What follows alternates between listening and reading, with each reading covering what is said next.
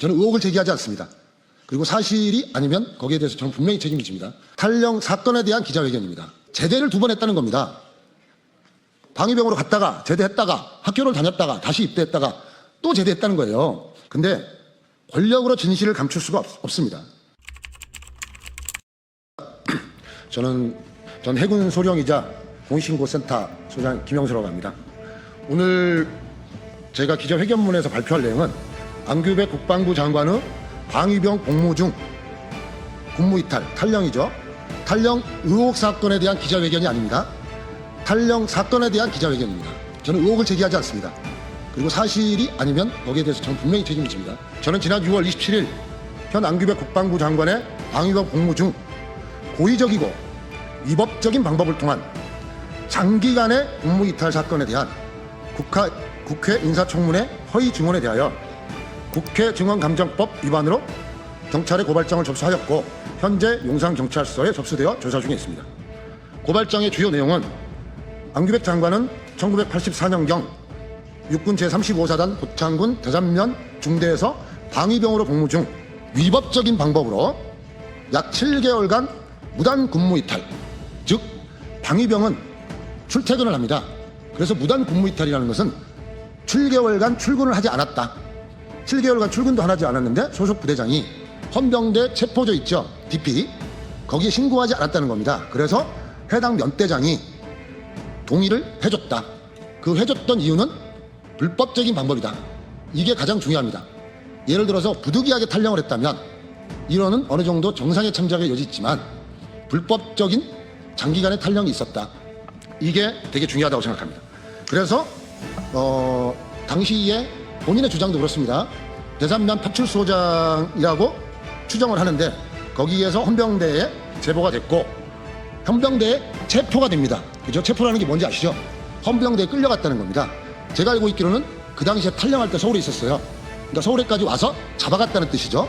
그래서 잡혀서 구금이 30일간 됐고, 그래서 군무이탈 기간 약 7개월에서 총 8개월을 추가 복무를 하고 1985년 소집된 지 22개월이 지난 8월 31일 날 소집 해제된 사실이 있다는 겁니다. 이러한 사실은 장관님의 병적 자료에 기재되어 있는데 작년 7월 15일 인사청문회 당시 군무이탈과 구금 사실이 전혀 없다라고 허위 증언을 하였습니다. 그리고 대부분 병적 자료 제출을 하지 않아서 확인 못한다고 하는데 병적 자료는 병무청에, 수사 자료는 헌병실 자료실에, 인사명령은 계룡대 육군 기록정보관리단에, 그리고 기무부대 조난 자료는 과천에 있습니다. 또한 본인은 이와 같은 장관님의 방위병 복무 중 군무 이탈과 구금 사실을 언론과 SNS를 통해 공개하였습니다. 만약 제가 공개적으로 주장한 내용이 사실이 아니라고 한다면 저는 명예훼손이나 무고 등으로 제발 고소를 해달라고 수차례 요청을 했습니다. 그런데 여태까지 군무 이탈과 구금 사실에 대해서 한 번도 해명하지 않았고 저에 대해서 고소고발 조치를 하지 않았습니다. 그래서 일반 국민들은 소집 해제라고는 좀 어려운데 쉽게 말하면 제대를 2번 했다는 겁니다. 방위병으로 갔다가 제대했다가 학교를 다녔다가 다시 입대했다가 또 제대했다는 거예요. 근데 우리나라 병역법상 불가능합니다. 장관님께서는 무대형으로 갔다가 시간이 지나면 그냥 넘어가겠지, 이슈가 많으니까 대한민국에, 이렇게 생각하시는 것 같습니다. 근데 권력으로 진실을 감출 수가 없습니다. 진실은 권력으로 감춰지는 게 아닙니다. 그래서 장관님은 병적 자료에 대해서 공개하고요. 우리 방 장관님이 이런 말씀을 하셨어요. 사실 어찌 보면은 병무행정의 피해자라고 볼 수 있습니다. 병무행정의 피해자라는 워딩을 쓰셨습니다. 그러니까 사실과 다른 게 병적 자료에 기록되어 있다는 겁니다. 정정 신청을 해야 되고요. 관련 법령상 지방병무처장은 직권으로 사실관계를 조사해서 정정을 해주게 돼 있습니다.